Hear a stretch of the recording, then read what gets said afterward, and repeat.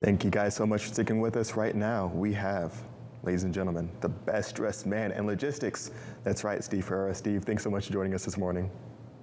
Anthony, what a great lead in. Thank you for having me. It's great to see you. So, Steve, I always love having you on these Fridays. It's always great to get your insight. One of the things I need to know, jumping into it, is the party over?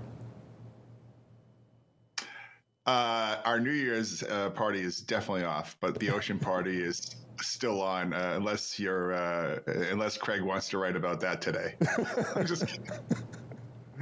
Definitely. I mean, when No, we're jumping into those market, please, yeah, let's get into it. Oh no, I just think it's interesting. Bank of America came out today and they downgraded a bunch of trucking stocks, and they actually downgraded Triton, which is the container leasing stock. And some of the best analysts that I personally know and I'm really close to actually see Triton going the other way, skyrocketing back up to where it was in the 70s and 80s, whereas Bank of America has it in the 50s. And I think what's happened, Anthony, is that I say this with peace and love, is that I think what's happened in the trucking market, everyone's lumped in kind of the doom and gloom of trucking with ocean. But the reality is, if you look at somebody even like Amazon Logistics, now you would think the pre-push to get containers out of China before Chinese New Year would be significant. And that would be a heavy part for Amazon Logistics. I did a study just minutes ago that showed in the week of Chinese New Year, they moved 3,800 containers before they went on official celebration. The last 5 days, 3,800 containers. If anything, that tells me that April is actually stronger than it was in February, because obviously there's no push now as we start to head into a more natural peak. So I think the two markets are really interestingly disconnected, but at some point we're going to have a kind of a reunification. Once this huge Chinese flotilla of ships hits us in May, I think those trucking numbers go back up in a positive way. Steve, you make a great point there, and kind of how these markets have diverged in recent times. I mean, do you think with this divergence, we're seeing the Libra consumer, do you think we're seeing this pin-up consumer demand? Do you think we're headed towards an equilibrium, or do you think those on the ocean market have gotten the demand outlook wrong? Well, it's interesting, right? You start to look at what's happening in DC. We start to see pockets of COVID. We see over 20,000 in Shanghai impacted by COVID. And that's going to definitely have I did a marine traffic real-time overview on LinkedIn yesterday, and it was just stunning to see the amount of cargo ships in Shanghai that are delayed or impacted by COVID. But you have to really look at this. I think that we have our natural peak season in May, June, July. And we're almost there, and yet we have a million problems operationally and in the supply chain. You notice there's been just almost a silent quiet from the Biden administration on what they can do or what they're doing to improve it. And that's because, you take a look at the macro numbers and, okay, you only see 30 ships out of, off the dock, off the coast of LA or in the Gulf of Mexico. You see that backlog in LA somewhat minimized. But a lot of that backlog has silently gone to Charleston and Savannah and up to New York. And I'll tell you, we're really going to get impacted. So I think the consumer party is still on. And I think if we start to see, I'm not sure. What my family is really big into cruising. We love to go on cruises, but we're not really too excited to go on and to a COVID party on a cruise ship. So I think that we're still going to be buying our big screen TVs. And as a matter of fact, it was only a few weeks ago where that was one of the biggest moving commodities along with patio furniture. So it looks like the consumer spending power is still on, as succinctly mentioned a few minutes ago, tax refunds. But I still think that, inflation is causing a consumer to think big and think rich. And until we have that tampered down in the next couple of quarters, I don't really see an end of consumer spending. Everyone's spending like they're filthy rich. Yeah, Steve, I think that you make a great point there. And when you're looking at these big headline stories, you're talking about inflationary pressures, one of the things that always comes up is container rate prices.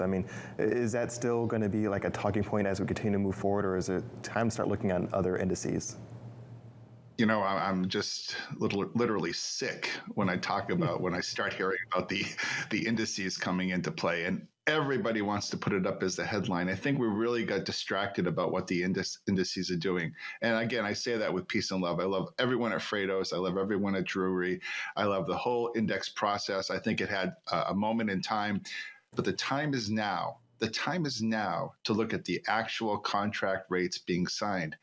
I have hundreds of clients. Obviously, I'm not going to disclose their rates, but I believe that the best optimization of where we are heading is that contract rates are higher and they will be sustainable throughout 2022.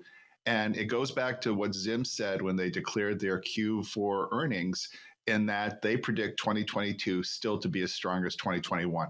So I think that the trucking story has put a little bit of is pulling down the curtain a little bit on containers Cinderella story.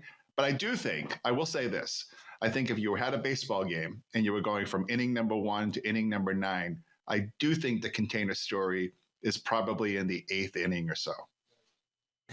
Gotcha. That's great info, especially with opening day just being yesterday. It kind of puts it all into perspective.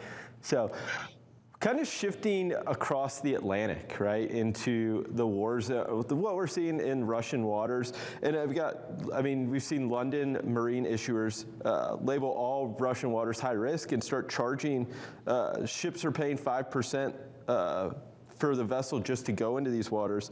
What are you seeing over in across the Atlantic?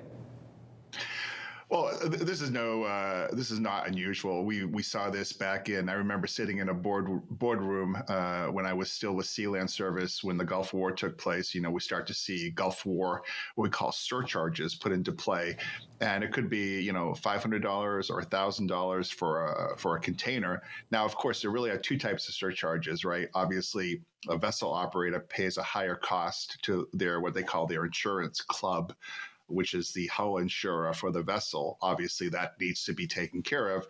And those costs, could be 1-2% of the value of the vessel to go into a so-called war zone.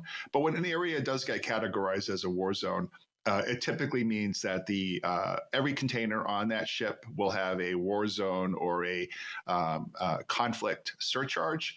And so the general rule of thumb is that only very high value cargo will typically move in a kind of war zone conflict type genre. Now, if you think about high value cargo, you start to think about, for example, computer chips or medicine, and those cargoes would typically go air freight anyway. So I think that what this does is, in the Russian case, is it effectively really shuts down any containerization, or even puts a terrific damper on break bulk cargoes, which tend to be low value anyway. So I think this is just another way to kind of tighten the vice on the Putin factor there. And sticking overseas here, Steve, can you jump into what's going to be happening with China? I mean, we're seeing, of course, shutdowns there due to the zero COVID policy there, but as we see, potential swarms of ships exiting China coming to the U.S. ports, what does that kind of look like in the coming months as we get into some of these summer months here? Well, I think China's still the story. I mean, I look at what I do for my livelihood, and I would be nowhere without the China volumes. I mean, we've already shown what the Amazon volumes are out of China. They're very strong. As a matter of fact, the leading cargo that I viewed this week coming into LA in the last couple of days was on one vessel. Amazon had 244 containers of their new 53-foot intermodal equipment that they build over in China. China is too big and too fast and too nimble to really have that cadence fall off the cliff. I think if anything, we have to be cognizant that some of the smaller countries, and I say that in air quotes, like Vietnam and Indonesia and Thailand, we don't see a dramatic drop off there, because remember, there are feeder vessels in those regions that feed into mother vessels. And it's kind of a whole coordinated dance that we're doing here with vessel operations. So as long as we can kind of keep those, those volumes pumped up and moving, I don't see the China story as being too diffused, other than the fact that I think the China story keeps ocean rates a bit more higher than, in other words, I think that without the China COVID info, we might have been at the bottom of the 8th inning. I think we're really only at the bottom of the seventh inning now, and we're going to still see a preponderance of strong rates out of China, Anthony. Awesome. Well, Steve, thank you so much. It's always great having you on Friday mornings. You're going to be on a little bit later on this afternoon. What time can people catch you? You're going to catch me on Navigate B2B at 2 p.m. Eastern Standard Time. I'm going to recap all the great stories that we have today and give some more editorial on some of the latest and greatest moves heading out of Europe and Asia. So catch me at 2 p.m. Navigate B2B. Thanks. Awesome, Steve. Thanks so much for joining us.